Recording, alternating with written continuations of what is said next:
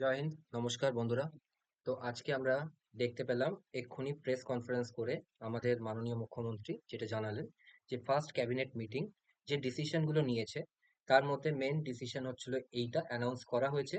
আর এটা নিয়ে নেক্সট উইকে আলোচনা করা হবে এবং প্রবাবলি যেটা বলা হয়েছে যেরকম আমাদের কমিটমেন্ট করা হয়েছিল যে সেটা আসবে। তো এজ রিল্যাক্সেশনের ব্যাপারটা কি? এজ রিল্যাক্সেশনের ব্যাপার হলো কিছু কিছু পোস্টের জন্য কিছু কিছু এরকম কিছু পপুলার পোস্ট আছে, যেরকম excise inspector, excise sub inspector, sorry, excise sub inspector যেটা আমি এখন কর্মরত, বা এক্সাইজ কনস্টেবল। এইসব ক্ষেত্রে জেনারেলের 27 বছর হচ্ছিল, মাত্র 27 বছর এজ লিমিট থাকে জেনারেলের জন্য। সেইটা বেড়ে কত হয়ে যাবে, +5, তার মানে কত হয়ে গেল, 32 বছর। তো কত বড় অপরচুনিটি। তার কারণ কি, আমাদের দেখাই যায় এরকম ক্ষেত্রে অনেকে এমএসসি করেছে, বিএসসির পর অনেকে এমএসসি করেছে, তারপর বিএড করেছে, এই করতে করতেই তাদের প্রায় 25-26 বছর হয়ে গেছে। এবার তার জন্য ওই 27 বছরের পোস্টটাকে অ্যাভেল করা খুব কঠিন ব্যাপার হয়ে যায়। তো সেই জন্য, এবং এটা খুব সত্যি কথা যে আগের বছর, আগের বিগত কয়েক বছর ধরে, মানে 2018, 19, 20 থেকে কোনো সেই রকম সেই অর্থে বড় ভ্যাকেন্সি আসেনি যেটা বলার মতো যে 10,000 ভ্যাকেন্সি এসছে এবং 10,000 লোক চাকরি পেয়েছে, এমপ্যানেল লোকেরা কল পেয়ে চাকরি করছে, এরকম এরকম মানে উদাহরণ খুবই কম আছে। তো সেক্ষেত্রে যারা নতুন প্রিপারেশন শুরু করেছে এবং তাদের বয়সটা ওই 25-26, তাদের মাথায় ছিল যে আর 1 বছর আছে, না হলেই 27 বছরের সব পোস্টগুলো আহ, আমার এজ লিমিট ক্রস করে যাবে, তাদের জন্য বলছি এটা তাদের জন্য একটা গোল্ডেন চান্স। তো যারা একটুখানি ডিমোটিভেটেড হয়ে পড়েছিলে তারা নিজেকে মোটিভেট করো এবং আজকে থেকে আবার শুরু করো একদম ফুল দমে। ফুল দমে কেন বলছি, এখন লোহা গরম আছে, ঠিক আছে? এখন প্রচুর পরিমাণে ভ্যাকেন্সি আসবে, বাল্কে আসবে, বাল্ক।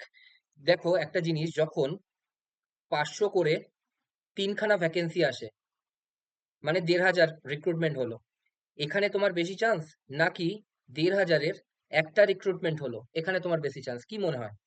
অবশ্যই 1,500-এ যখন বাল্কে আসছে তখন অনেক বেশি চান্স থাকে। দেখো সবাই, এটা আমাদের অ্যাডমায়ার করতেই হবে যে সবাই হচ্ছিল সমান ক্যাপাবিলিটির হয় না। এই 500-র মধ্যে, এই 500-র মধ্যে যে ফার্স্ট হবে সেও হচ্ছে হলো এখানে গিয়েও ফার্স্ট হবে।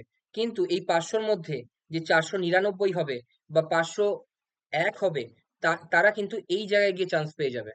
ঠিক আছে? তো আমার কথা বুঝতে পারছো, যারা মেরিট লিস্টের শেষের দিকে থাকে এবং জেনারেল হওয়ার জন্য বা এরকম কিছু রিল্যাক্সেশন না পাওয়ার জন্য তারা একটুর জন্য আটকে যায়, তারা যখন বাল্ক ভ্যাকেন্সি আসে তখন কিন্তু তারা খুব সহজেই সেখানে চাকরি পেয়ে যায়। যেমন আমি একটা উদাহরণ বলছি, 2018 সালে পুলিশের অনেক রিক্রুটমেন্ট বেরিয়েছিল। 2018 সালে এক্সাইজ কনস্টেবলে অনেক রিক্রুটমেন্ট বেরিয়েছিল। তো সেখানে দেখা গেছে যে যখন 3,000 রিক্রুটমেন্ট একসাথে হচ্ছে, পুলিশ কনস্টেবল, এখন আমার মনে আছে পুলিশ লেডি কনস্টেবল বলে একটা রিক্রুটমেন্ট বেরিয়েছিল, যেখানে কাট অফ গেছিল কিছু 18 বা 19, এইরকম টাইপের কিছু একটা কাট অফ গেছিল। তো বাল্ক ভ্যাকেন্সি যখন আসে না, তখন যারা একটুখানি নিজেকে মনে করছে যে আমি অতটা জায়গায় ওই লেভেলে গিয়ে কম্পিট করতে পারবো না, তাদের জন্য একটা সুবর্ণ সুযোগ চলে আসে, যে গোল্ডেন অপরচুনিটি। আমি বলছি এর মতো অপরচুনিটি আর কোনো সময় আসে না, একমাত্র ভোটের আগে দেখা যায় এবং সরকার পরিবর্তন হলে ভোটের জাস্ট পরে দেখা যায়, যেটা এখন, যেটা এখন। এবং দুঃখের ব্যাপার যে আমাদের যে 2026-এর ইলেকশনটা হলো তার আগেও বলার মতো এরকম কোনো ভ্যাকেন্সি ছিল না। মানে আমি যে আমার স্টুডেন্টদের মোটিভেট করব এবার আসবে ভ্যাকেন্সি, এবার আসবে ভ্যাকেন্সি, তো এইরকম বলার কোনো চান্স আমি বলেছি, কিন্তু সেই অর্থে সত্যিকারের আমি যদি স্বীকার করে নিই যে সেই অর্থে কোনো ভ্যাকেন্সি আসেনি।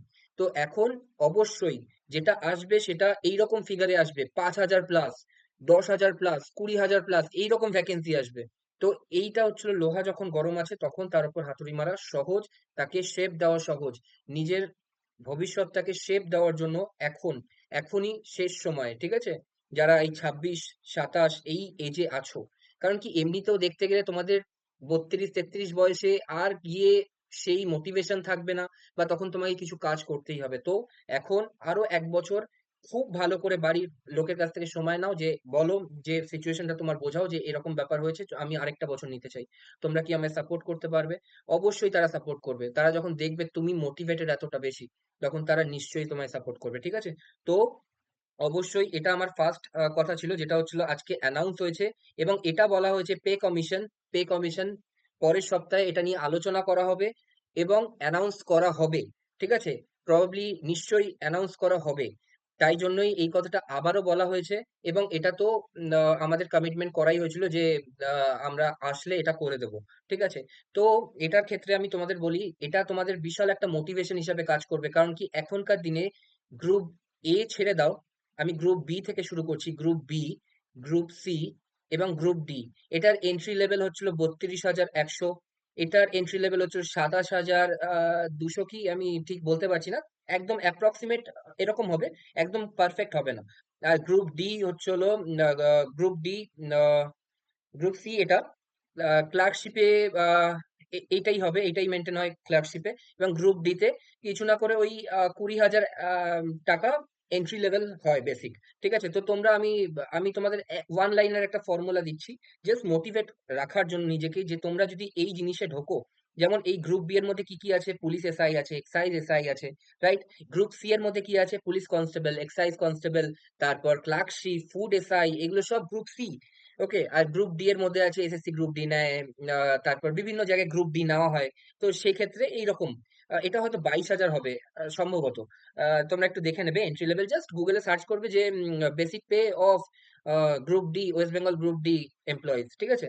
তো এরকম করে তোমরা পেয়ে যাবে। তো তোমরা কিরকম করে করবে, নিজের যে পরবর্তী যে পরিবর্তিত যে রিভাইজ যে তোমাদের স্যালারিটা হবে, সেটা এটা হলে গ্রস স্যালারি তোমার হতো অ্যাপ্রক্স 44,000 সামথিং। ঠিক আছে?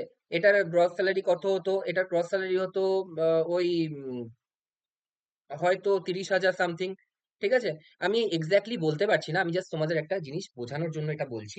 তো তোমরা নিজেরা দেখে নেবে কত টাকা কিরকম হয়। আমি যেমন এটা নিয়ে শিওর, তোমরা এইটা, এই দুটো একটু দেখে নেবে। ঠিক আছে? তো আমি যেটা বলতে চাইছি, এবার এইটাই যখন তোমার রিভাইজড হবে, যখন পে কমিশন হিসাবে, তখন এই জিনিসটাকে, মানে বেসিক পে ইনটু 2.57, এটা হবে ফিটমেন্ট ফ্যাক্টর। এবার এটা কম বেশি হতে পারে। এবার অনেকে, আমি দেখলাম কালকে ঝড় বয়ে গেছে আমার ওপর দিয়ে, কি কমেন্ট বক্সে লেখা আছে এত হতে পারে নাকি। আমি বলছি না এটাই হবে। তো তোমরা যদি তোমাদের সিনিয়রদের কাছ থেকে একটুখানি জিজ্ঞেস করে নিও কত হতে পারে। তো ওরা যদি বলে 2, তোমরা এখানে 2 দিয়ে গুণ করবে। ঠিক আছে? কিন্তু এটা হওয়ার চান্স, বা এর থেকে বেশি হওয়ার চান্সই আছে। ঠিক আছে?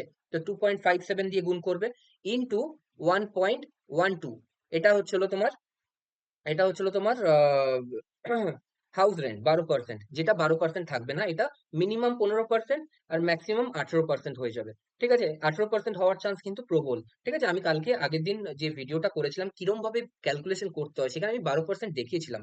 বাট 12% কখনোই হবে না, কারণ কি, এটা 15% আগেই ছিল। তারপর এটাকে কমিয়ে দিয়ে 12% করে দেওয়া হয়েছে। তো নয়তো 15%, নয়তো 18% হবে। তো তোমরা সেরকম ভাবে নিজের এন্ট্রি লেভেল বেসিক পে, তারপর সেটাকে ইনটু করে ফিটমেন্ট ফ্যাক্টর, তুমি জিজ্ঞেস করে নাও আশেপাশে কত ফিটমেন্ট ফ্যাক্টর হতে পারে। আমার মতে এই জিনিসটা তো মিনিমাম হওয়ার কথা, এবং এর থেকে বেশি হওয়ার কথা। ঠিক আছে? তো ইনটু 1.12 হচ্ছিল হাউস রেন্ট। যদি এটা 18% মনে করো, তাহলে 1.18 করে নেবে। তো এই জিনিসটা হচ্ছিল তোমার একদম ওয়ান লাইনার একটা সূত্র, তুমি এটা করে নেবে। তার মানে 32,100 ইনটু তোমার 2.57 ইনটু 1.12 করতে পারো, 15 করতে পারো, 18 করতে পারো, নিজের কনভিনিয়েন্স অনুযায়ী তোমরা এটা চেঞ্জ করে দেখে নাও। ঠিক আছে? তোমাদের কত হতে পারে, প্রায় এটা 90,000 প্লাস হয়ে যাবে। একটা সাব ইন্সপেক্টরের মায়না 90,000 প্লাস, ভাবাই যাচ্ছে না। তো এটা অ্যাবনর্মাল লাগতে পারে, লোকে এরকম আর্গিউ করতে পারে যে এরকম হয় নাকি। বাট হ্যাঁ, যখন পে কমিশন হয় তখন এইরকমই জাম্প হয়, জাস্ট ইনটু 2 হয়ে যায়। ঠিক আছে? তো তোমরা হচ্ছিল চেষ্টা করো, ভালো করে পড়াশোনা করো, এবং নেক্সট বছর নিশ্চয়ই একটা গভর্নমেন্ট জব তোমরা পাবে। কারণ কি, বাল্কে ভ্যাকেন্সি আসছে। এই সময় বসে থাকার সময় নয়। এই সময় যারা খাটনি করবে তারা নিশ্চয়ই সাকসেস পাবে। তো best of luck, Jai Hind, good bye.